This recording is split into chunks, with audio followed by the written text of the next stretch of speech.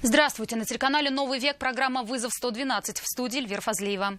И сегодня мы расскажем, как объяснил свои действия подозреваемый в нападении на 5-летнюю девочку. Я ее пальцем даже не трогаю. Подозреваемому вынесли меру пресечения. 3 человека за сутки выпали из окон домов в Набережных Челнах. Как все произошло? И покажем, как водитель насмерть сбил человека и скрылся с места происшествия. Его нашли в соседней республике.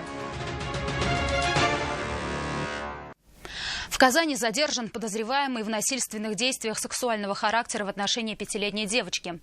Напомним, по данным следствия, 13 июля в одном из дворов на улице Мавлютова мужчина взял за руку ребенка, после чего отвел ее в кусты. Уходя, он попал в поле действия камеры видеонаблюдения. Подозрения пали на 26-летнего безработного молодого человека. Сегодня Приволжский суд Казани арестовал его до 15 сентября. Сергей Хайдаров спросил у подозреваемого, как все произошло по его версии и зачем он полез в кусты. Вот его ребенок. Не было такого, не было, я не дурак. Сегодня в Приволжском суде вместе с 26-летним Русланом Ахмедовым его родственники. Жена с маленьким ребенком на руках не может сдержать слез. Говорит, муж на такое не способен. Сам подозреваемый выглядит, мягко говоря, растерянно. Он был задержан оперативниками в ночь на 15 июля. В настоящее время установлено, что он неофициально подрабатывал таксистом и ранее не привлекался к уголовной ответственности. Причастность к совершению преступления он не признал. Следствие обратилось в суд с ходатайством об избрании в отношении него меры пресечения в виде заключения под стражу. Сегодня подозреваемый рассказал в суде свою версию событий 13 июля. Говорит, что девочку в кусты не уводил. Зашел в укромное место по малой нужде. Терпеть больше не мог. Я сзади веду девочку. Я повернулся и стал вертеться. Не видел, что это суд. И прогнал ее. Потом подбежали другие девочки. Они пошли, что-то и пошли. Я вышел в другую сторону, спокойно ушел. Родные подозреваемого уверены, он ни в чем не виновен. И в объектив камер во дворе, где и произошел инцидент, попал случайно. Сам же подозреваемый уверяет, что к девочке даже не прикасался. Я ее пальцем даже не трогаю. Я не знаю, что там, как, кому рассказал. Дети, может, как-то по-другому потом, я не знаю, передали, но этого точно не было. Я не дурак, у меня своя семья есть, маленький ребенок.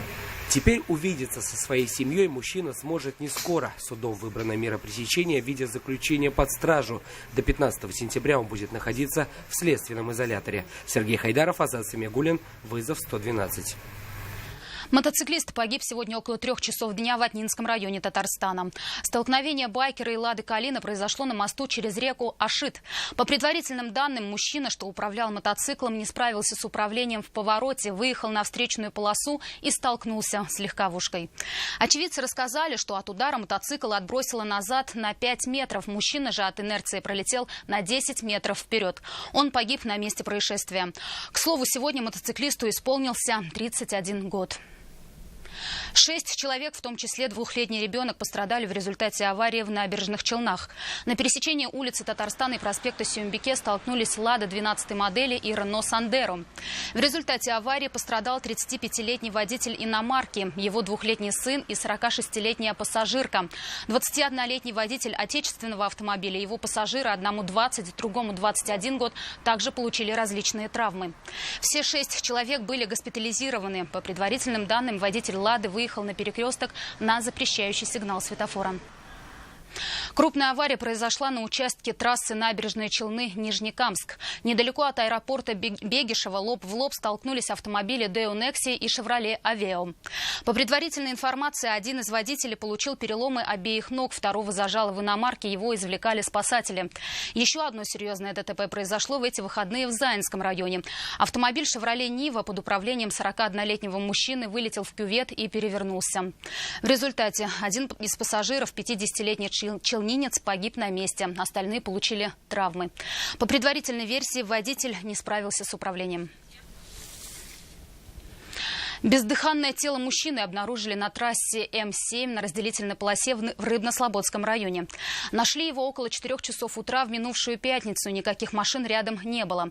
Первое предположение, что человека сбили, а водитель скрылся с места происшествия. Рядом нашли обломки автомобиля, по которым вычислили сначала машину, а потом самого водителя. Динара Камалова знает, как он объяснил то, что скрылся с места наезда на человека. Автомобиль нашли в Башкирии и стоял на одной из стоянок в Уфе. На то, что это был грузовик и именно фредлайнер, указывали обломки, что оставались на месте наезда. В ходе осмотра места происшествия установлено, что мужчина погиб в результате наезда на него грузового автомобиля. Водитель автомобиля с места происшествия скрылся. На месте ДТП были обнаружены фрагменты транспортного средства, предположительно принадлежащие автомобилю марки «Фредлайнер». Благодаря профессиональным и слаженным действиям сотрудников полиции на месте ДТП и при обработке информации баз данных приборов автоматической фиксации нарушений ПДД удалось установить, что предполагаемый автомобиль проследовал в направлении города Уфы. Найти водителя проблемы уже не составило. Говорит, помнит и дорогу, и удар с левой стороны, но значения не придал. И повреждения тягача посчитал несущественными. После удара подумал, как будто ограждение задело или какой-то знак может быть, стоящий с левой стороны, так как после ремонта дороги я ехал. И все, не придал значения такого, но продолжил движение до ближайшего какого-то кармана или перекрестка. Остановился, посмотрел, никаких следов не было, которые бы указывали на то, что я человека задел. Все, то есть следов никаких не было, ни крови, ничего. Просто лопнул капот и край бампера. В настоящее время водитель тягача задержан. Назначена автотехническая экспертиза, по результатам которой будет принято процессуальное решение.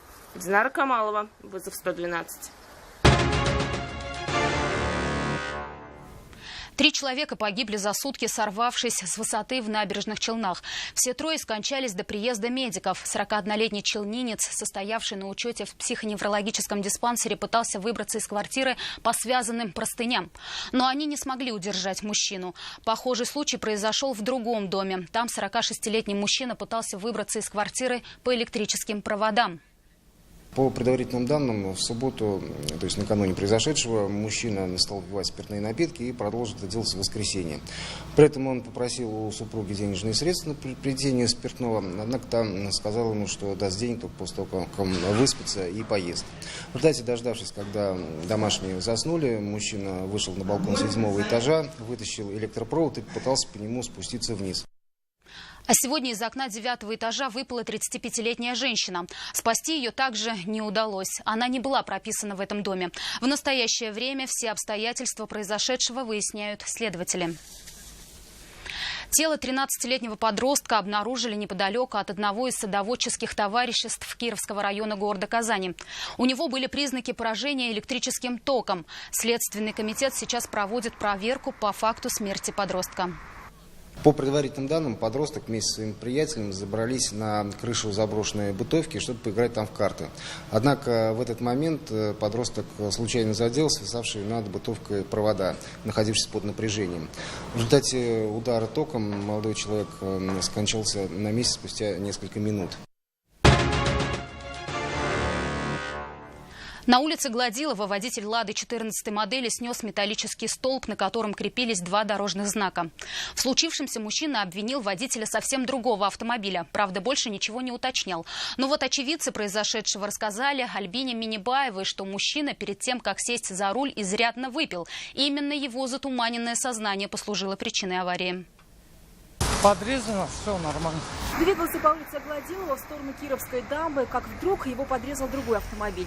Пришлось вывернуть руль влево, чтобы избежать удара. Это все, что рассказал водитель «Лады» о причинах происшествия. Автомобиль вылетел с дороги и снес металлический столб, на котором были дорожные знаки. Вот только очевидцы аварии рассказали совсем другую версию событий. По их мнению, водитель «Лады» пьян и был просто не способен справиться с управлением. Мы не в состоянии алкогольного опьянения. Все, давайте здесь все. Нормально все, трезво.